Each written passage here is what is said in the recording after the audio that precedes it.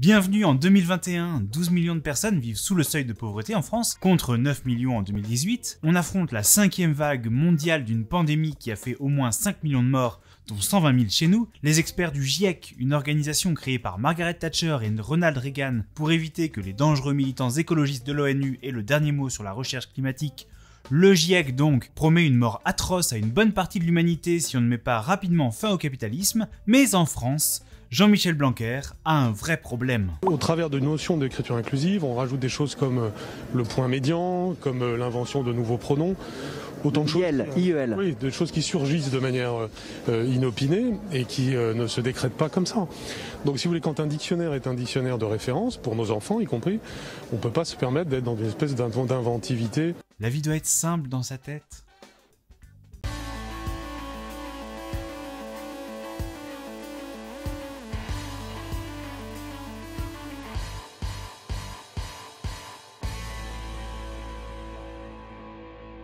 Bienvenue dans ce nouvel épisode d'Hémiplégique, la chaîne qui essaie de comprendre ce qu'est la gauche. Il y a plusieurs mois, je vous avais parlé d'intersectionnalité et d'universalisme, puis de cancel culture. Nous voici aujourd'hui de retour dans les fantasmes de la droite avec l'écriture inclusive. Au cœur de la polémique qui secoue la France, enfin qui secoue Jean-Michel Blanquer et Valeurs Actuelles quoi, le dictionnaire Le Petit Robert. Vous allez me dire, mais qui aujourd'hui va encore chercher un mot dans Le Petit Robert? En effet, il n'est pas impossible que le dernier exemplaire papier qu'ils aient vendu ait été payés en francs, mais leur édition en ligne est très importante et utilisée par des millions de personnes. Si vous ne me croyez pas, cherchez donc une définition dans Google.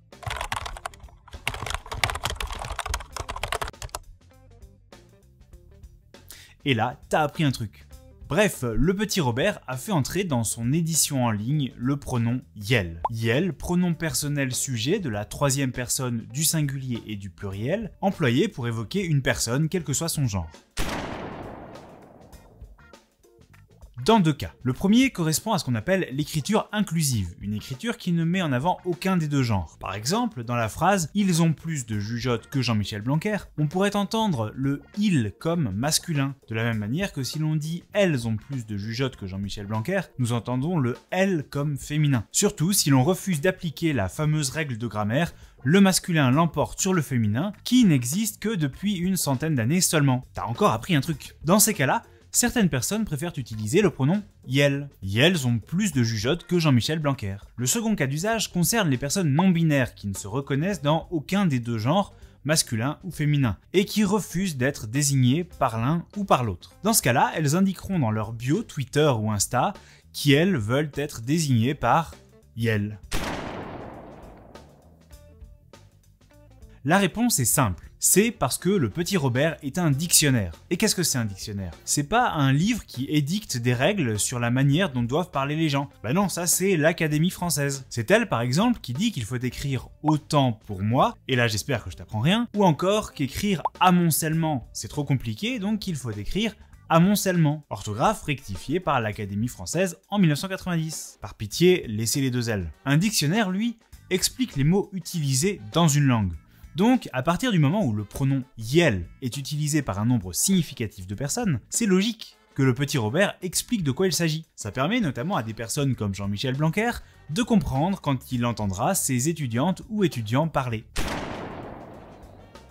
La première raison, c'est que c'est moche. Et là, on va pas se mentir, mais c'est plutôt point Blanquer. YEL, c'est pas beau. Ni à l'écrit, ni à l'oral. YEL, YEL, YEL. Non, ça sonne un peu comme un hommage à... D'autant que si l'on pousse la logique, YEL ce n'est que la première étape. Après, il faudrait tout accorder avec ce nouveau genre, et le français n'est pas prêt pour ça. À l'écrit encore, on peut ruser avec le point médian par exemple, mais à l'oral, c'est plus dur. YEL est... joli. Attention, le fait qu'on trouve ça moche est aussi potentiellement lié à un biais cognitif, le biais de statu quo. Je vous laisse demander à Google ce que c'est, sinon la vidéo va vraiment partir dans tous les sens. La deuxième raison est plus politique. Tout un tas d'acteurs en France, Jean-Michel Blanquer en tête, mais aussi l'extrême droite, le Printemps républicain, Marianne, les associations émanant de la Manif pour tous, j'en passe et des meilleurs, et des de gauche, tout cela voue une haine aux minorités. Ce sont par exemple ces personnes-là qui vont utiliser le terme d'islamo-gauchisme de la même manière qu'elles utilisaient le terme judéo-bolchevisme il y a 100 ans. Et ce sont également elles qui affirment que on ne peut plus rien dire et qui le répètent encore et encore 24 heures sur 24 sur les plateaux de télé. Ou encore, ce sont elles qui ont inventé récemment le concept de wokisme.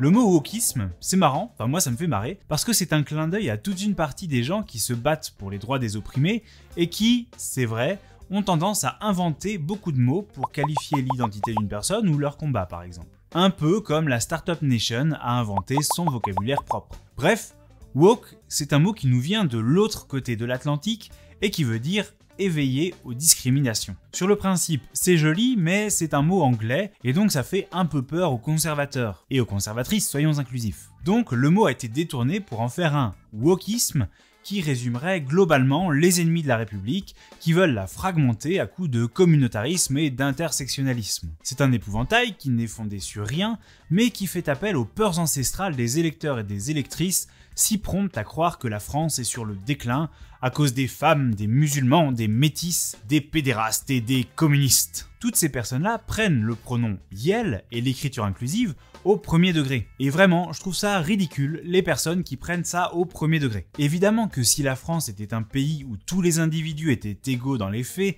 dans la vraie vie, et donc avaient une égalité réelle en plus d'une égalité formelle, on s'en battrait le steak végétal de l'écriture inclusive. Le problème, c'est que c'est loin d'être le cas. Donc yel, comme l'écriture inclusive de manière générale, c'est avant tout une écriture de combat, une manière de mettre les pieds dans le plat et de contrer l'hégémonie des sujets de droite, voire d'extrême droite, dans la société. Et faut reconnaître que ça fonctionne plutôt bien. Quasiment personne en dehors des bancs des amphis n'utilise le pronom yel, et voyez les coxards. Ce qui est triste par contre, c'est d'entendre des voix issues de la gauche s'unir à celles issues des rangs conservateurs, en disant par exemple que ces combats ne vaudront d'être menés qu'une fois que nous aurons remporté le combat social, et qu'entre-temps, ce n'est qu'une diversion organisée par la bourgeoisie. C'est pas récent, Hubertine Auclair en parlait déjà il y a presque 150 ans devant le Congrès ouvrier socialiste de Marseille en 1879, en évoquant ceux qui se déclarent partisans de l'égalité de l'homme et de la femme, mais dont le mot d'ordre est « chut ». Ne perdons pas notre temps à nous occuper de ce détail. À nouveau, il faut le redire, l'un n'empêche pas l'autre. Un combat n'exclut pas les autres. Et c'est ça qu'il faut retenir de toute cette histoire. Ne cherchons pas à discréditer les combats des uns ou des autres. Historiquement, y compris récemment, comme le rappelle Aurélie Trouvé dans son livre Le Bloc Arc-en-Ciel, c'est la convergence des luttes qui a permis les grandes avancées sociales, sociétales et démocratiques. Et quelque chose me dit que si l'on avait passé un petit peu plus de temps à chercher les convergences entre les luttes, plutôt qu'à essayer de prouver que nos petits camarades étaient ambigus sur tel ou tel thème, on n'aurait pas 7 candidates et candidats qui se battent pour 27% dans les sondages. JDC, JDR, comme dira peut-être prochainement le petit Robert. Camarades, à bientôt!